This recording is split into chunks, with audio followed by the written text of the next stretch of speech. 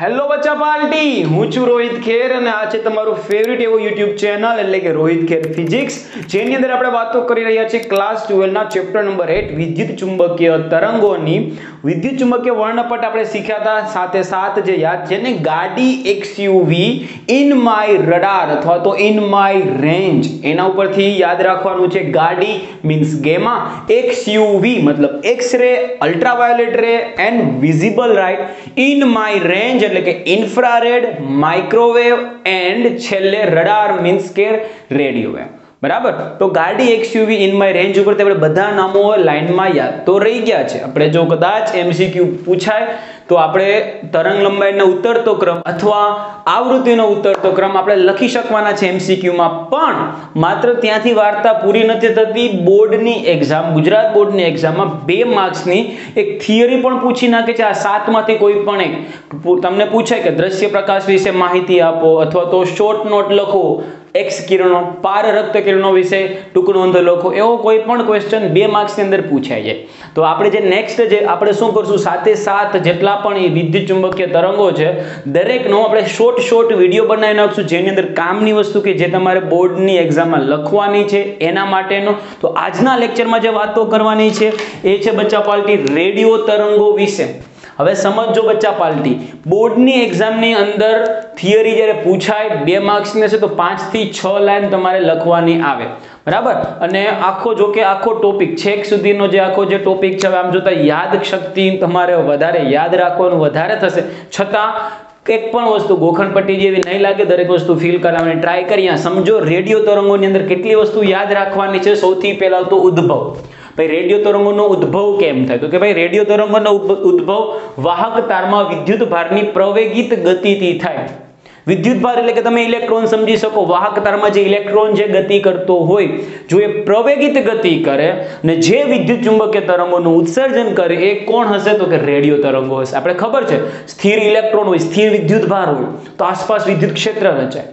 ગતિ કરતો વિદ્યુત ભાર હોય તો શું રચાવાનું છે? સાથે સાથે ચુંબકીય ક્ષેત્ર પણ આવવાનું છે. અને જો પ્રવેગિત ગતિ કરશે તો વિદ્યુત ચુંબકીય તરંગોનું પણ ઉત્સર્જન કરશે, એટલે કે વિદ્યુત ભારોની પ્રવેગિત ગતિથી રેડિયો તરંગોનું ઉત્સર્જન થાય. વ્યવસ્થિત એવું બચ્ચા પાર્ટી શોર્ટમાં દરેક વસ્તુ લખેલી છે જે તમને યાદ રાખવામાં બહુ બધું કામનું છે. આવૃત્તિ બચ્ચા પાર્ટી, આવૃત્તિ 5000 કિલોહર્ટ્ઝ થી 1000 મેગાહર્ટ્ઝ ની વચ્ચે હોવાની છે. યાદ રાખજો, 500 કિલોહર્ટ્ઝ થી 1000 મેગાહર્ટ્ઝ આવૃત્તિ ઉપરથી તમે લેમ્બડા બી લખી શકવાના છો. અને મોસ્ટ આઈએમપી જે કામની વસ્તુ છે એ છે બચ્ચા પાર્ટી એના ઉપયોગો. દરેક બચ્ચા પાર્ટી સાથે સાત તરંગોના ઉપયોગો તમને ખબર હોવી જોઈએ, કેમ કે નીટ લેવલના એમસીક્યુ પણ ઉપયોગો ઉપરથી બને છે. સમજો બચ્ચા પાર્ટી, ગુજરાત બોર્ડમાં એવો એમસીક્યુ તમને પૂછી નાખે કે ભાઈ રેડિયો અને ટીવીના સંદેશા વ્યવહારમાં કયા તરંગોનો ઉપયોગ થાય? ઓપ્શન આપે એક્સ રે, દ્રશ્ય પ્રકાશ, પારરક્ત કે રેડિયો તરંગો. બરાબર, તો જવાબ શું આવશે? રેડિયો તરંગો. બરાબર, કઈ જગ્યાએ? તો કે રેડિયો અને ટીવીના સંદેશા વ્યવહારમાં, સાથે સાથે મોબાઈલ ફોનના સંદેશા વ્યવહારમાં. એટલે રેડિયો, ટીવી અને મોબાઈલ ફોન એનું જે કમ્યુનિકેશન થાય એની અંદર બચ્ચા પાર્ટી રેડિયો તરંગો ઉપયોગ થાય. નામ ઉપરથી જ ખબર પડે ને, રેડિયો. બરાબર, આપણે જે 93.5 રેડિયો મિર્ચી, રેડ એફએમ, બિગ એફએમ જે સાંભળીએ છીએ, મતલબ ત્યાંથી સિગ્નલ તો આવતા હશે ને. જે વિદ્યુત ચુંબકીય તરંગો આવે છે ક્યાં હોય છે? રેડિયો તરંગો. ટીવીમાં આપણી ઘરે star sports, colour, star plus ગમે તે જે ચેનલ આપણે જોઈએ છે તો સેટેલાઇટમાંથી એના તરંગો તો આવતા હશે ને, જે આપણા એન્ટેનામાં જે શું થાય છે, રિસીવ થાય છે. તો એ જે તરંગો છે એ બધા પણ ક્યાં હોય છે? રેડિયો તરંગો. મોબાઈલમાં આપણે બચ્ચા પાર્ટી વાત કરીએ છીએ, અહીંયાથી આપણે કોઈ વ્યક્તિને ધારો કે કોલ કરીએ તો ખબર છે અહીંયાથી જેવો આપણા ફોનમાંથી એના જે વેવ્સ છે તે ક્યાં જશે? તો કે આસપાસ એ જે સેલ્યુલર કંપનીનું ટાવર છે ત્યાંથી બચ્ચા પાર્ટી સેટેલાઇટમાંથી જે તે વ્યક્તિને તમે ફોન કર્યો એની આસપાસનું ટાવર અને ત્યાંથી જે તે વ્યક્તિના ફોનમાં, તો એ જે તરંગો જે ટ્રાવેલ કરે છે તરંગો ક્યાં હોય છે? રેડિયો તરંગો. બસ, તમારે 2 માર્ક્સની થિયરી પૂછે તો એટલી વસ્તુ કામની છે. ઉદ્ભવ ખબર હોવી જોઈએ, આવૃત્તિ ઉપરથી લેમ્બડા લખી શકવાના છો અને એનો ઉપયોગ. બરાબર, ચલો ત્યારબાદ આપણે આગળ જઈએ તો એ શું છે? રેડિયો તરંગોના જુદા જુદા ભાગો. જો રેડિયો તરંગની અંદર 500 કિલોહર્ટ્ઝ થી લઈને 1000 મેગાહર્ટ્ઝ સુધીનું છે. તો આપણે એમાં પણ આપણે ભાગ પાડી શકશું, બરાબર. તો એના જે ભાગ છે, બે ભાગ ઉપર ખાસ ફોકસ કરીએ. સૌથી પહેલા ચલો બે ભાગ જોઈએ. એક છે AM ને એક છે FM. AM એટલે કે એમ્પ્લિટ્યુડ મોડ્યુલેશન, FM એટલે કે ફ્રીક્વન્સી મોડ્યુલેશન, હજી એક આવે છે PM પલ્સ મોડ્યુલેશન. પણ એમાં આપણે અત્યારે કંઈ પડવાની જરૂર છે નહીં, આપણે NCERT પ્રમાણે જઈએ. હવે એમ થાય કે સર આ મોડ્યુલેશન એટલે શું? ચલો એમ્પ્લિટ્યુડ તો અમને ખબર છે સાહેબ, એમ્પ્લિટ્યુડ એટલે કે કંપ વિસ્તાર, અને ફ્રીક્વન્સી એટલે ખબર છે આવૃત્તિ. પણ સાહેબ આ મોડ્યુલેશન નથી સાંભળેલું. મોડ્યુલેશન આપણે ચેપ્ટર નંબર 15 માં આવશે.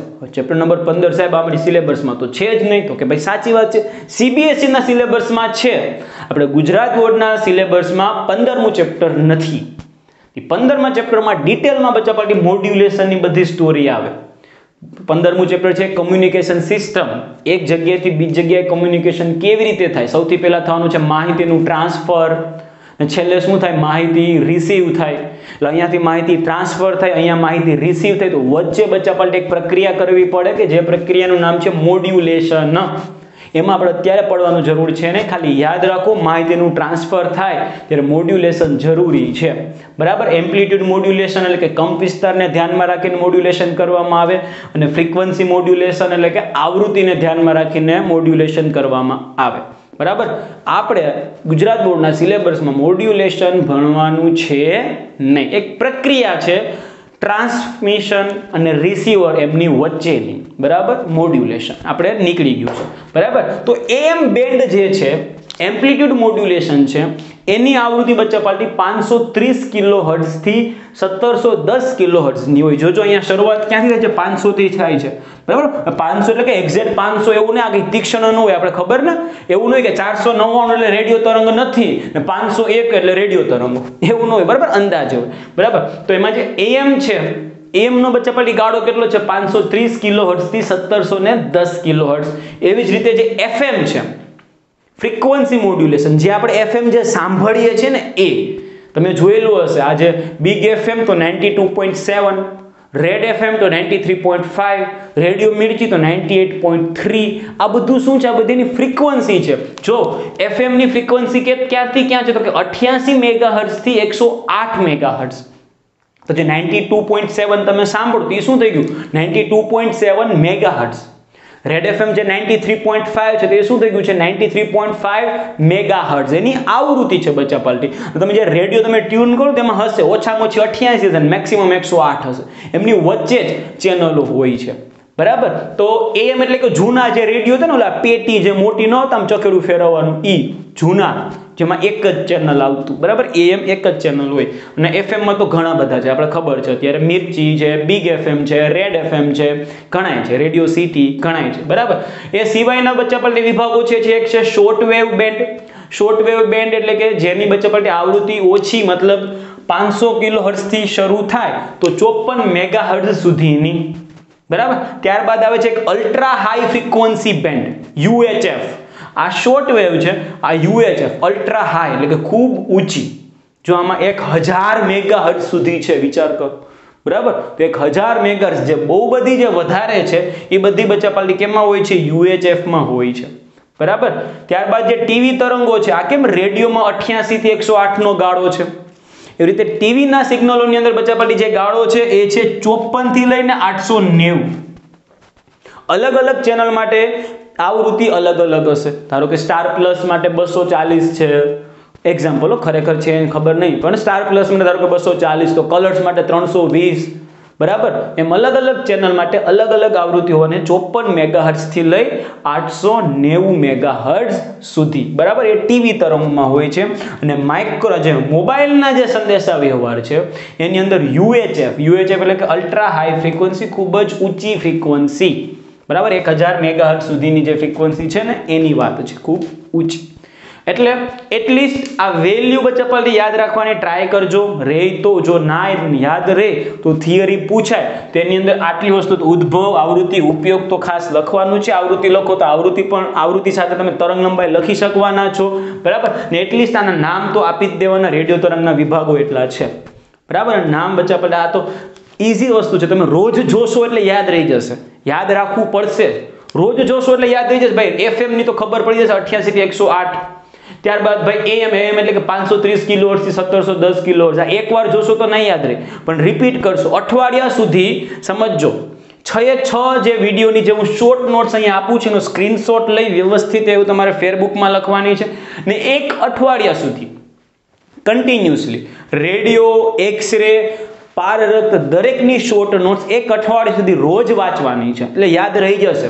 ત્યારબાદ શું કરવાનું, ત્યારબાદ એક અઠવાડિયા સુધી રોજ વાંચો, ત્યારબાદ દર 15 દિવસે વાંચશો, પછી દર મહિના દીએ ક્યાં તો એક્ઝામ આવી જશે, બરાબર. એટલે યાદ રાખવા માટે ડેઈલી વાંચશો તો આ બધી વેલ્યુ તમને યાદ રહી જશે, બરાબર. ઉપયોગો ખાસ બચ્ચા પાર્ટી ઉપયોગો ઉપરથી MCQ બને છે કે ફલાણા ઉપયોગ માટે કયો તરંગ વપરાય, બરાબર, અથવા તો આ તરંગનો ઉપયોગ શું કરવા માટે થાય છે. કે એક્ઝામમાં તમને પૂછે કે ભાઈ રેડિયો તરંગનો ઉપયોગ ખાલી જગ્યાએ થાય છે, તમને ઓપ્શન આપે સંદેશા વ્યવહારમાં, પછી હાડકાનું જે કંઈ ફ્રેક્ચર થયું હોય એ ટૂંકમાં રિપેર કરવામાં, અથવા માઇક્રોવેવ ઓવનમાં, બરાબર. એમ અલગ અલગ ઓપ્શન આપે તો ખબર હોવી જોઈએ રેડિયો તરંગો છે તો કોમ્યુનિકેશનમાં, સંદેશા વ્યવહારમાં. એટલે ઉપયોગો દરેકના ખાસ યાદ રાખવાના છે. બાકી શોર્ટ નોટ્સ તમારી સામે છે, વ્યવસ્થિત એવું બચ્ચા પાર્ટી સ્ક્રીનશોટ લઈ ફેરબુકમાં લખવાનું ચૂકાય નહીં, એનું ધ્યાન રાખવાનું છે. થેન્ક યુ બચ્ચા party, thank you so much. જલ્દીથી મળીએ પાર રક્ત કિરણો સાથે, પાર રક્ત તરંગો સાથે. થેન્ક યુ બચ્ચા party, thank you so much.